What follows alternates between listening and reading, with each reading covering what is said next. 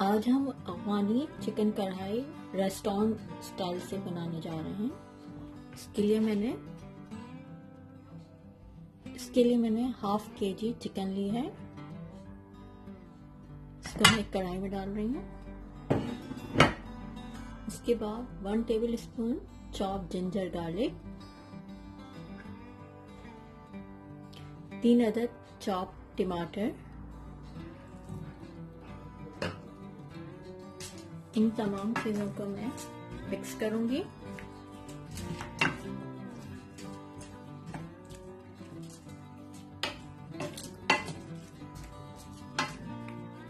और इसके बाद मैं इसको मीडियम फ्लेम में 15 मिनट्स के लिए कुक करूंगी, यहाँ तक कि चिकन 85% डन हो जाए।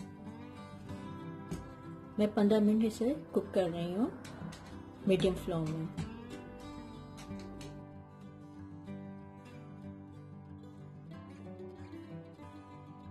तकरीबन 20 मिनट हो चुके हैं। अब मैं इसको चेक कर रही हूँ।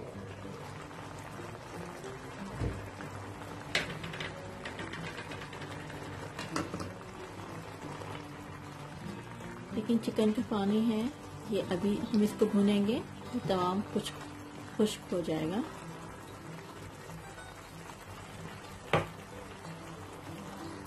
अब हम इसमें डिफरेंट मसाले डालेंगे। 1 teaspoon black pepper powder, 1 teaspoon cumin powder, जीरा पाउडर डाल रही हूँ,